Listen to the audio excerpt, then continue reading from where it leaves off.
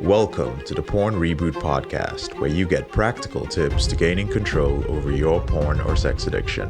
We help ambitious men end their out-of-control sexual behavior with pornography, sex, and masturbation so that you can maximize your life, perform at your potential, and remain in control in the driver's seat, which is where you have to be in order to gain or maintain the success you want in life. I'm your host, J.K. Amazy, certified sex and porn addiction recovery coach. Welcome to the episode. Today we're going to talk about why artificial stimulation makes hard things a lot more harder than they need to be.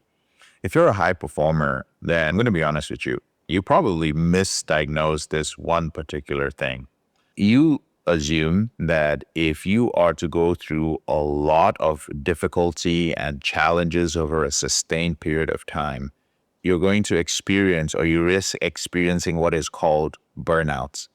And sometimes it does, but often it really doesn't. There is a neurological principle that most men at the top overlook. When you increase the intensity of a reward artificially, then your tolerance to effort is going to decrease naturally.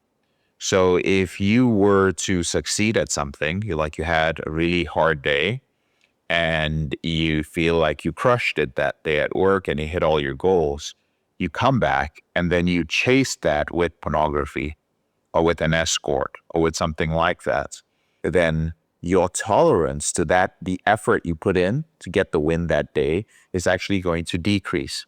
It's the same thing like you go to the gym and you have such a great workout. Then you come back home and you eat absolute trash for the next few hours and buy candy and you just engage in horrible eating behavior. You will recognize that the next day, your tolerance for that level of effort is no longer there. You're like, damn, it's so much harder for me to do that. So in simple terms, if your brain receives high dopamine spikes without putting in efforts, the effort starts to feel less appealing. It's not that the effort becomes impossible. You can still do it. It's almost as if like when you're going for a run after you've eaten trash, you feel like you can't hit the same number of miles. You can't reach the same number of miles. You feel like you're more tired. You feel like you need more motivation. So you're still going to go out there and run and perform. You're still going to go to work and put in the work. But you begin to recognize that things like deep work, deep focused work requires a lot more willpower. When you're having hard conversations with people on your team, that team member that always tries to blame other people and other situations for things, you will recognize that you need more patience. All your long-term strategies to actually sit down and tell yourself, okay, cool, I need to sit down and put in 6 hours towards planning this strategy. You begin to recognize that it needs more discipline. So it's like training at altitude without realizing it.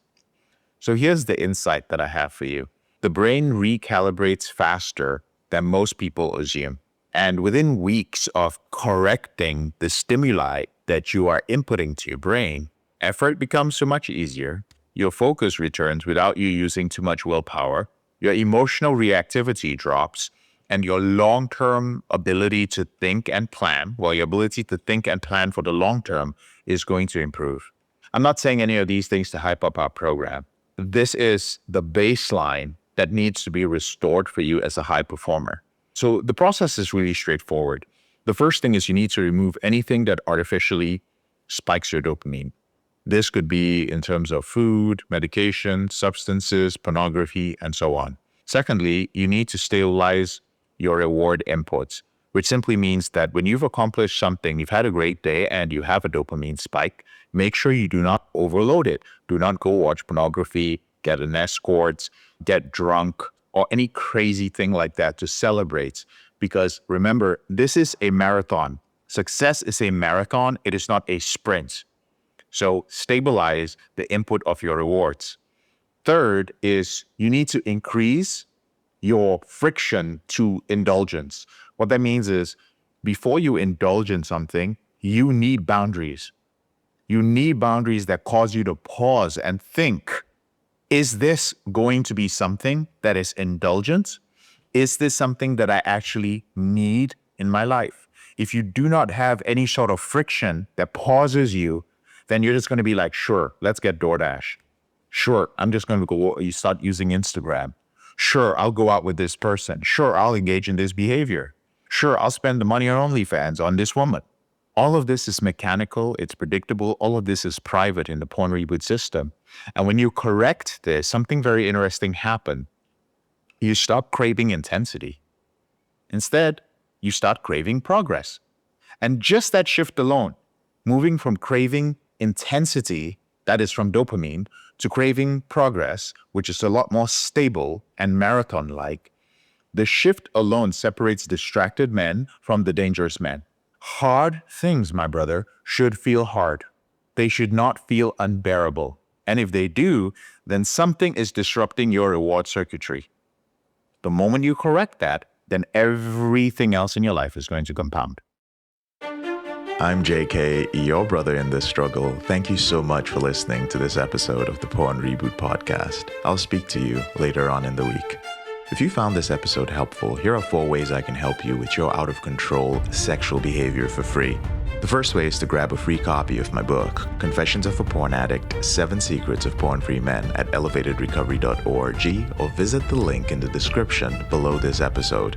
The second way is, if you're not sure where to start, but you'd like to learn more about my team and I, if you'd like to spend time with like-minded professionals and business owners who are controlling their behavior, then join our free and confidential group, the Porn Reboot group on Facebook. There's a link to join in the description below this episode.